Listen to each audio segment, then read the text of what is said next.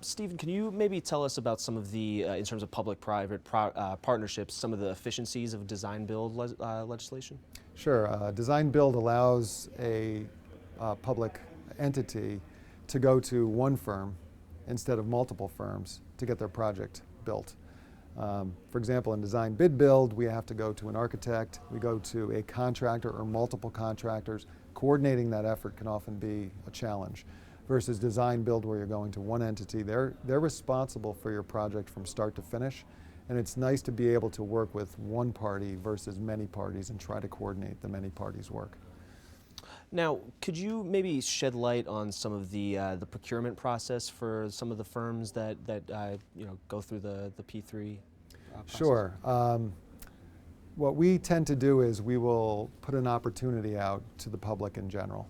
And we often do that through either the New York State Contract Reporter or our website or some other media venue.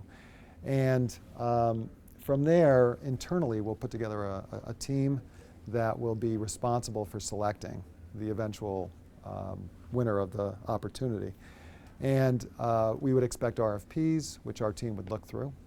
We'll often shortlist down to some manageable size and conduct interviews with them just to get a feel for their team and who they're trying to bring to the project. Once we've gone through that process, the committee will get together and discuss their findings, and out will come either a single or multiple winners of the opportunity. Now, in terms of the current P3 policy, how does DASNY fit in terms of getting projects, moving projects along, on a state level? As you alluded to during the panel, there isn't really a formal vertical construction P3 process in place today. I think it's coming. I think the horizontal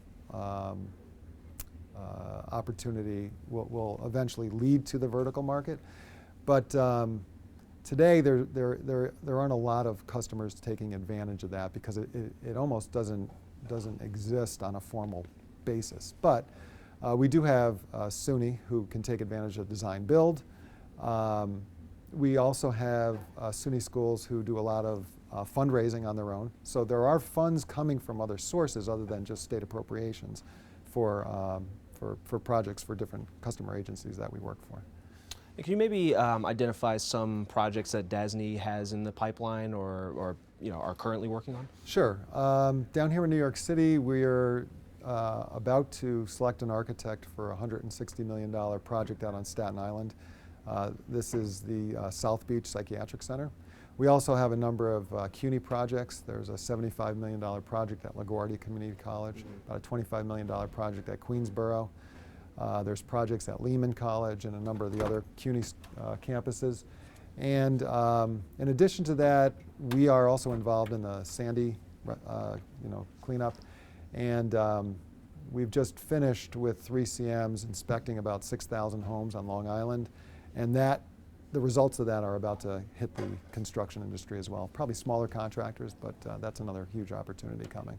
Did DASNY receive, is part of the Sandy recovery using the money that's coming in from the federal government? It is. We got a $1.7 billion block grant from the federal government to look at small businesses, and we've inspected about, I want to say 400 of those in New York City.